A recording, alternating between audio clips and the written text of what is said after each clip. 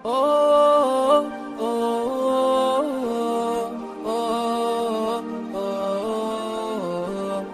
oh, oh. A'udzubillahi samil alim minasyaitonir rajim. Bismillahirrahmanirrahim.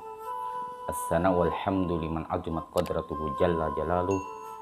Assalatu wassalamu ala asyrafil anbiya wal mursalin, habibina wa habibi ilahil alamin, Abi Qasimil Mustafa Muhammad wa alihil athhar wa ashabihil akhyar wa man tabi'ahudahum bi ihsanin ila qiyami yaumil mahsyar. Aqulu lakum ayyuhal ikhwah, assalamualaikum warahmatullahi wabarakatuh. Masyaallah ikhwah, para pemirsa Hikmah.tv yang dirahmati Allah Subhanahu wa taala, berjumpa kembali kita pada hari ini di acara Hikmah Ramadan di channel Hikmah.tv.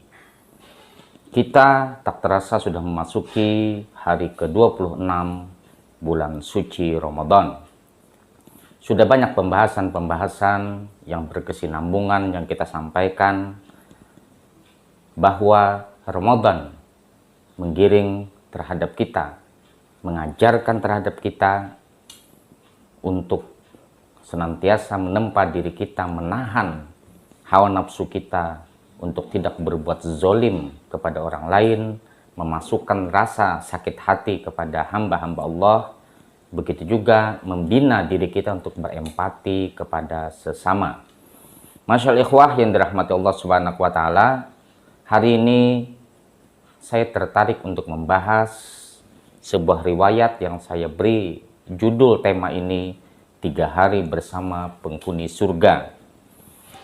Dalam sebuah hadis yang diriwayatkan oleh Ahmad dan An-Nasai, Anas bin Malik menceritakan sebuah kejadian yang dalamnya pada sebuah majelis bersama Rasulullah Shallallahu Alaihi Wasallam, Anas bercerita, pada suatu hari kami duduk bersama Rasulullah Shallallahu Alaihi Wasallam, kemudian beliau bersabda, sebentar lagi akan datang di tengah-tengah kalian seorang laki-laki penghuni surga. Tak berselang lama, tiba-tiba muncullah seorang laki-laki Ansor yang janggutnya dibasahi dengan air wudhunya. Dia mengikat kedua sandalnya pada tangan sebelah kiri. Kemudian esok harinya Rasulullah SAW berkata begitu juga. Akan datang seorang laki-laki penghuni surga. Dan muncullah laki-laki yang sama. Begitulah Nabi mengulangi sampai pada 3 kali. Dan ketika majelis Rasulullah SAW itu selesai, Abdullah bin Amr bin Al-As mencoba mengikuti seorang laki-laki yang disebut oleh Nabi sebagai penghuni surga itu. Kemudian dia berkata kepadanya, wahai saudaraku, saya bertengkar dengan istri saya. Sudikah kiranya engkau membukakan pintu rumahmu? Aku ingin menginap di rumahmu beberapa hari. Maka laki-laki Ansor itu mengizinkan kepada Abdullah bin Amr bin As untuk tinggal di dalam rumahnya beberapa hari. Masyaallah ikhwah rahmakumullah, selama Abdullah bin Amr bin As ini berada di rumah sahabat Ansor tersebut, dia ingin menyelidiki, ingin melihat secara langsung amalan apa saja yang dilakukan oleh seorang laki-laki tersebut, sehingga Nabi Shallallahu Alaihi Wasallam sampai 3 kali dan 3 hari berturut-turut mengatakannya sebagai ahli surga. Sehari, 2 hari, sampai dengan 3 hari, Abdullah bin Amr bin As tidak menemukan suatu amalan yang sangat istimewa menurut persepsinya dari laki-laki Ansor tersebut.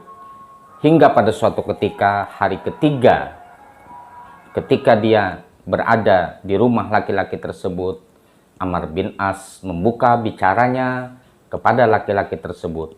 Wahai saudaraku, sesungguhnya aku tidak sedang bertengkar dengan istriku. Aku hanya penasaran denganmu, sampai-sampai Rasulullah menyebut 3 kali bahwa akan datang seorang laki-laki penghuni surga, dan laki-laki itu adalah engkau, wahai saudaraku.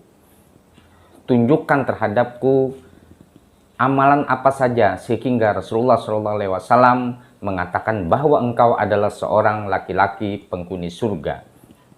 Laki-laki Ansor itu mengatakan terhadap Abdullah bin Amr bin As, wahai saudaraku, aku tidak memiliki amal yang istimewa. Aku hanya setiap hari dan setiap saat aku menjaga hatiku agar tidak membicarakan orang lain, agar tidak membenci di dalam hati ini terhadap saudara sesama muslim. Hatiku ini aku manajemen agar tidak ada sebuah kedengkian di dalam diriku, dan itu aku lakukan setiap hari, dan aku terus merenung bagaimana supaya tidak ada kedengkian bagi diriku kepada orang lain. Dan itu terus kuulang-ulang sehingga aku berada dalam satu posisi qanaah, bersyukur terhadap yang diberikan Allah Subhanahu wa Ta'ala, dan aku tidak memiliki rasa dendam, memiliki rasa dengki, memiliki rasa iri dengki terhadap orang lain. Masyaallah ikhwah yang dirahmati Allah Subhanahu wa Ta'ala, dari riwayat ini atau cerita ini dapat kita ambil kesimpulan bahwasanya menata hati, memanajemen hati dengan baik sebagaimana tujuan dari puasa-puasa yang diterima Allah Subhanahu wa Ta'ala. Puasa yang bisa dipersembahkan untuk Allah Subhanahu wa Ta'ala adalah puasa bukan hanya sekedar puasa lahiriah, tetapi bagaimana puasa kita mempuasakan imsaku jawarihina, menahan segala panca indera kita untuk tidak berkata-kata, tidak melihat, tidak mendengar, tidak bergerak sesuatu yang diharamkan oleh Allah Subhanahu wa Ta'ala. Begitu juga tingkatan puasa khawas bil khawas adalah sebagaimana yang kita bahas pada pembahasan yang telah lalu.